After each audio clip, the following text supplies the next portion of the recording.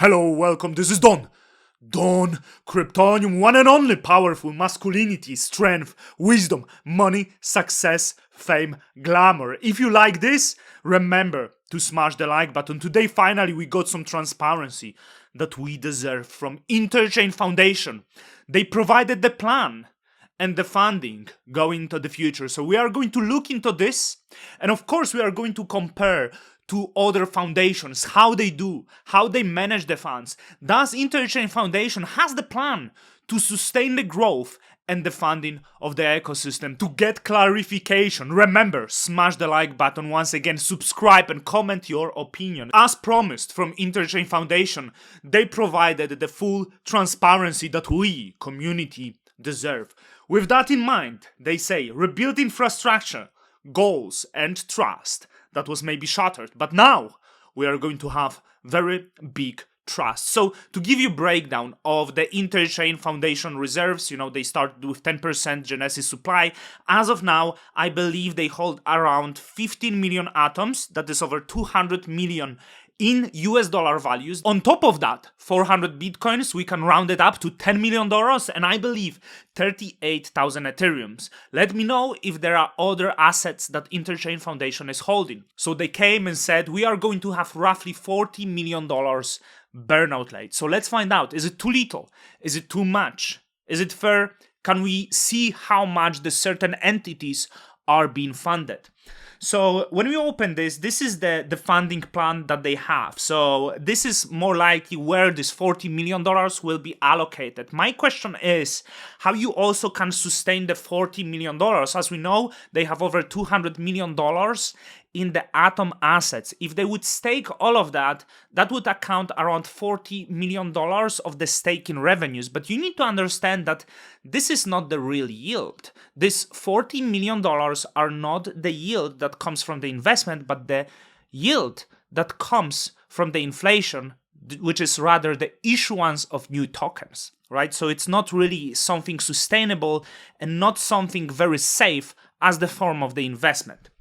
So the funding will go to Interchain, which works on interoperability, DevRel, and growth and community, right? So also the marketing out. Informal Systems possibly is one of the largest institution that gets funding. I would assume that big portion is going to go to them. Information, the founder and the CEO of Interchain Foundation is also founder and I believe CEO of the Informal System.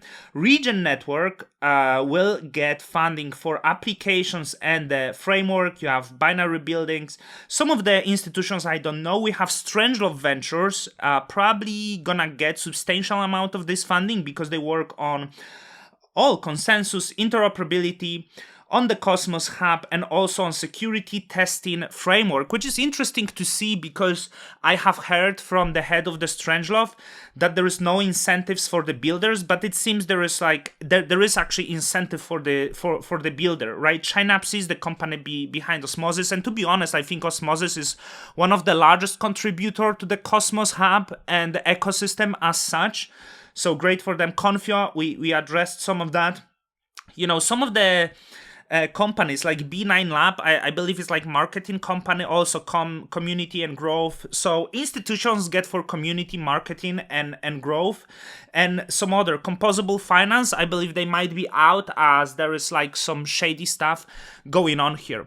So 40 million burnout rate with $200 million in funding. So I decided to compare it to Ethereum that has 50 times larger market cap, and also Ethereum holdings are substantially higher. So I could only find the funding that was available in the bull market. So as of now, we have the bear market, of course. So in the bull market, 80% of the 1.6 billion treasury, which is actually a very small portion of the whole Ethereum market cap, was held in the ETH. So how they had the cash burnout, we can find that it was $48 million in the bull market. $300 million are in non-crypto investments, right? So of that 21 million, 21.8 went for supported research and development of the Ethereum mainnet. So nearly half of this on the mainnet infra. 1.5 on research in layer 2s, 3.6 on zero knowledge technologies, 5.1 million on operations and salaries, 5.9 of developer platforms, 9.7 on community, on the comms, right? So this seems substantially tiny when it compares to Cosmos, and I believe this spending might be more sustainable, than what is Cosmos. I try to compare maybe more similar ecosystems. So once again, I could address the Phantom. Their salary burn rate is at $7 million a year, and they manage the Phantom infrastructure, right? So how they do it, they run nine validators, they delegate Phantom, but it's interesting to see what they do. Because they also provide work, in DeFi that earns them $6 million. And they are cash flow positive because they earn over $10 million, which is not the case in Interchain Foundation. It seems they are not net cash positives, but that they are burning that, and have much larger expenditure. So to be honest, to the size of the ecosystem and the number of parties that being supported here, it does seem quite of inflated funding, and I'm not saying that's, based for me, but I try to search the expenditures of the foundations, right? And you need to know that Interchain is not one of the similar foundation. All in Beats is the private company that apparently also supports the Cosmos ecosystem growth, and I believe they liquidate similar number of atoms.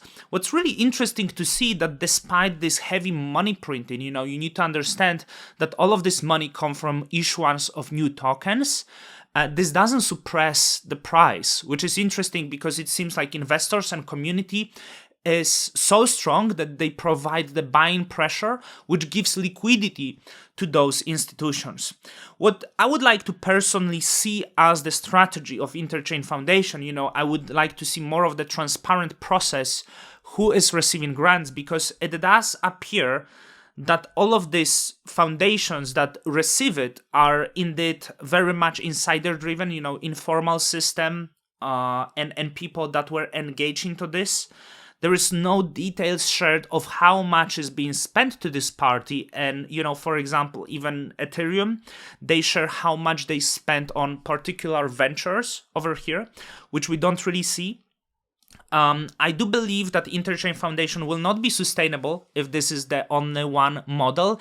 And Interchain Foundation has very bad past. For example, the 15 million atoms that were staked with inactive validators, to many of whom they were providing hundreds of thousands of dollars in the revenues for no work. So this is it seems like Interchain Foundation is massively mismanaged company.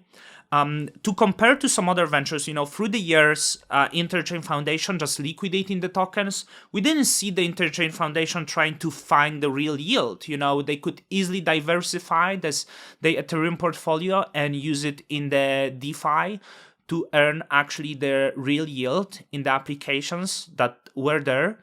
They could use the Atom holdings to also be liquidity provider, neutral liquidity provider, and support the onboarding of the ecosystem. There is, many different ventures. It doesn't seem that Interchain is doing any of them. When you look at the Interchain website, though, they do some investments. So despite this very high burnout, like 40 million, it seems that they sometimes invest very small portion. So it would be quite irony that Interchain Foundation will be able to sustain because they had access to pre-seed rounds of some really interesting blockchains such as Penumbra or Celestia that at the end might actually save Interchain and support this mismanagement of the funds.